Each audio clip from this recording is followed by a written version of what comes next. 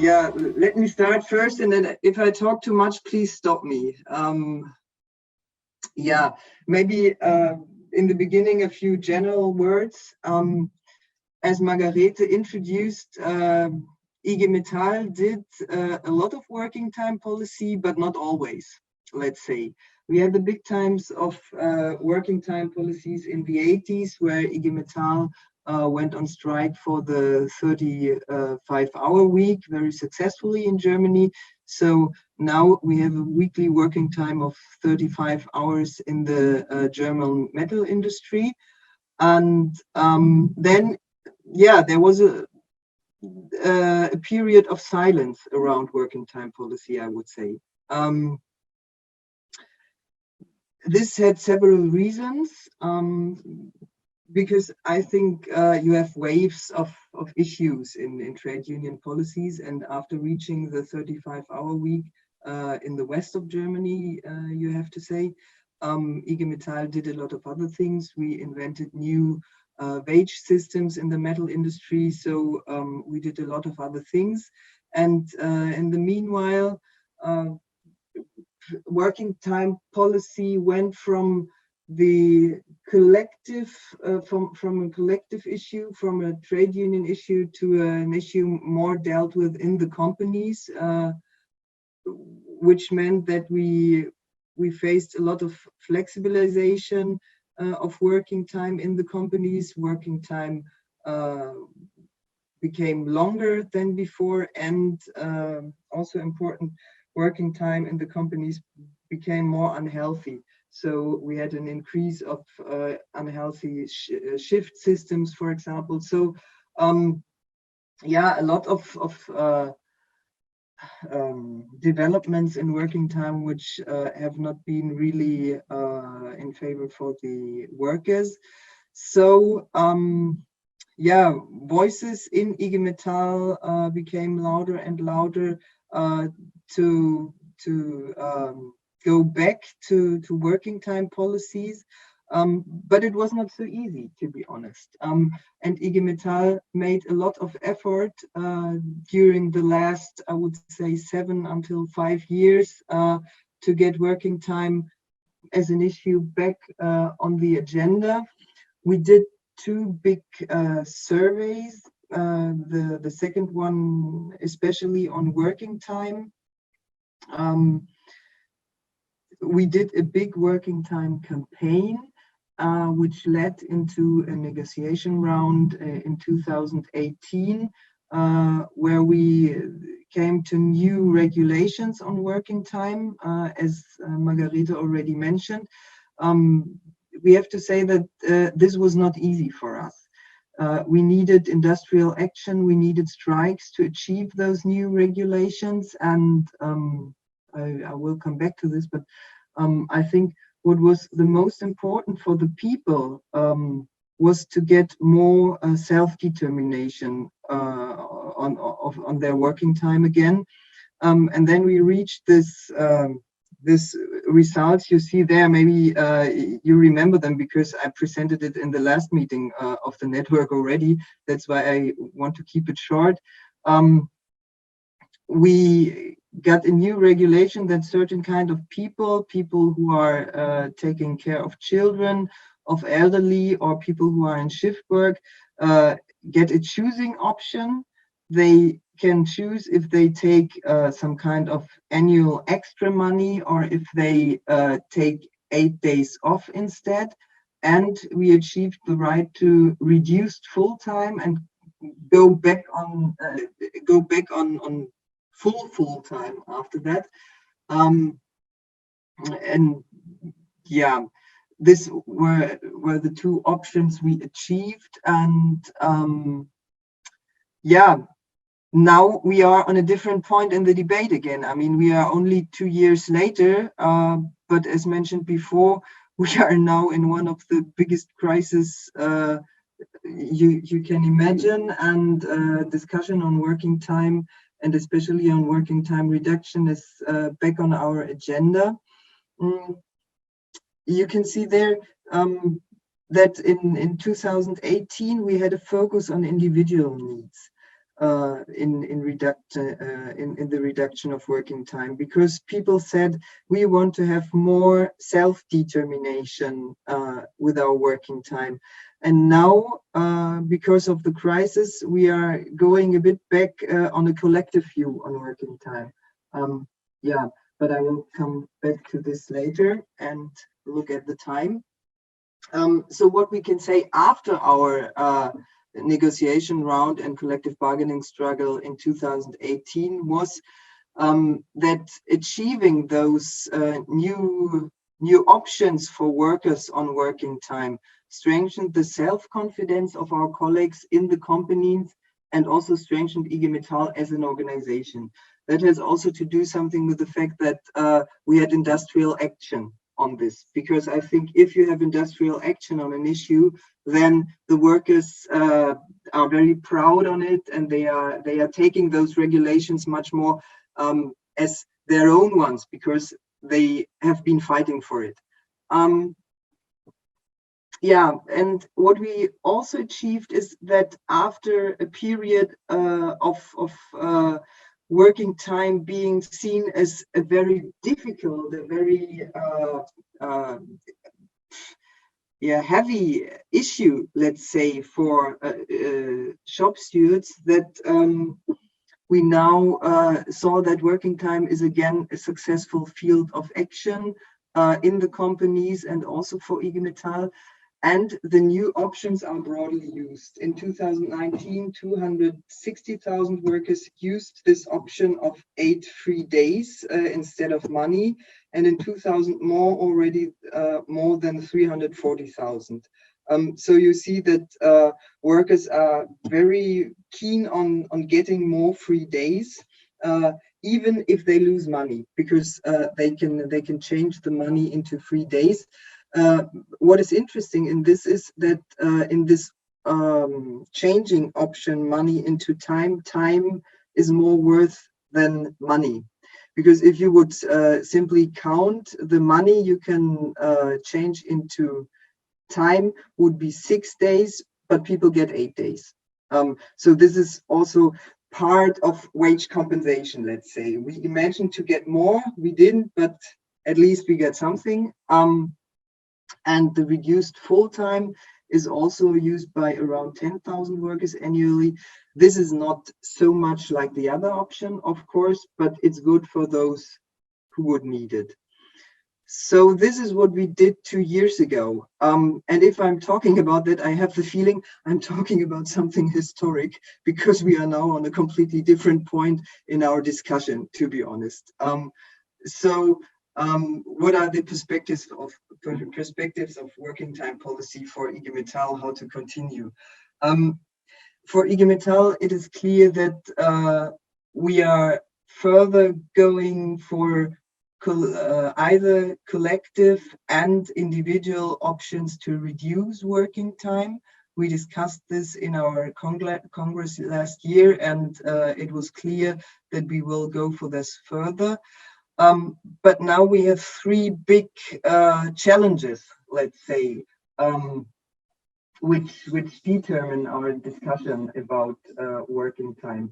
The first one is, of course, the digital, ecological, and social transformation, which affects, it was said before, a lot of our sectors very, very heavily. If we talk in the automotive industry or in the supplies industry about ecological and digital transformation, we are talking about a really huge transformation with a lot of impacts for the workers, of course. So this is a bit the mid-term, long-term perspective we have. Second perspective is, of course, that we are now in a deep and worldwide economic crisis. And those 2 things coming together, we as IG Metall are facing very concretely a lot of struggles in companies for employment and for the future of sites. Because you can see in this picture that we are discussing now about a loss of 220,000 jobs in the metal sector. we collected the announce of layoffs of big companies, and these are only the big companies you see here. It started mid of last year, end of last year, that big companies started to announce layoffs. And it was because the crisis began, let's say, but I think those layoffs had to do a lot with the transformation which is going on, and that they knew they wouldn't need so many workers in the future. And you see, if you count them all together, that we are talking about 220,000, a loss of 220,000 jobs. It's not clear that this will come, of course. It's only what they announced, and now we are discussing and fighting about that, let's say. But this is a challenge for us as trade union, of course. Our perspective is now to say again very loudly that working time reduction is an instrument to safeguard employment, and it's an instrument for the current crisis as well as for the transformation, which is a more longer or midterm issue, because the transformation will lead to more productivity in the companies. I mean, that's the goal of the whole thing. That's why they are doing it. And it will, of course, also lead to overcapacities in the companies. And working time reduction can safeguard employment in the longer run via the distribution of the remaining work to more workers. But for us as trade union, of course, it's very important to always to say that no matter about which kind of working time reduction we are talking, workers must be able to afford it. So it's not an issue for us to say we reduce working time without any wage compensation. So in last summer, IG Metall made a proposal which was discussed very broadly in the public and in the media. And we proposed an option for companies with employment problems to reduce working time to 4 days per week with at least partly wage compensation. To say it clearly, it's not a collective reduction of working time for everybody to a 4 days working week. We are discussing about an option for companies with employment problems to do this. Why we are saying that, maybe I can tell something about that later. As I mentioned here, we are talking about a model of 4 days and 8 hours working day. That would mean 32 hours per week. Yeah, the main arguments that we discuss in the Metall for that proposal is that this would be an answer to the structural change in the automotive and supplier sector, because we say transformation must not lead to mass layoffs, but to work for everybody. And of course, in the current crisis, it's also a reason for us that industrial jobs and companies can be saved via shorter working time, because to save the industrial structure of an economy is for us the key for working economy in the future. And third argument, of course, an improved work-life balance for the workers, because we still see that full-time workers have the wish to work shorter due to a better work-life balance. And last but not least, less commuting, more climate protection. There are studies, I think this one is not the only one, that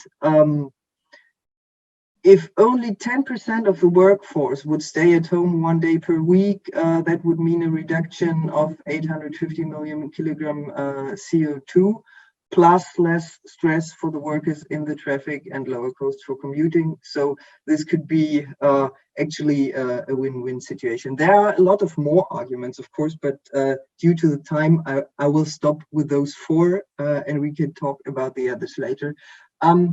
So what is important for me here is that to make clear that, of course, IG Metall is one of the organizations saying we need working time reduction to safeguard jobs. But it's important to think all the struggles for working time reduction together. And you see that, for example, the climate aspect is one of our main arguments to reduce working time. So we try to get things together, to get different discourses together, and also to link to the progressive discourses which we have in the society. And I think the one of the climate protection is one of the most important at the moment. We got good media response in the public for this proposal, and of course we had a broad discussion in IG Metall and within our members and in our collective bargaining bodies. And we are discussing currently in our collective bargaining bodies, which means in the commissions of the shop stewards meeting and discussing for which demand we will have in the next collective bargaining round, if we want to have this this proposal as a demand for the next negotiation. Our negotiations will start in December and will then go into the next year. So this is an open question at the moment, but I think we will do something on that in the next collective bargaining round. And of course, we get harsh critics from the employers. There was the boss of Gesamtmetall, of the Employers Federation, who said this is poison for the metal industry. And the other interesting statement was from Employers Federation from Bavaria, who said, yes, this would be a possible option, but of course only without wage compensation. So you see which struggle we will have to fight if we are going for that. Yeah, and this is my last point. We are going now into the negotiations in the metal sector. These negotiations will be very challenging, let's say, because the issues are big and we have to do all this under the corona conditions. And of course, this is something completely new for us. I mean, to do industrial action under these conditions of people not being allowed to meet with a lot of people, and all the fear people have, or the restrictions we have, it will be, well, a very interesting experience how to do a collective bargaining round, especially in such a situation and with such issues for us this year and next year. Thanks.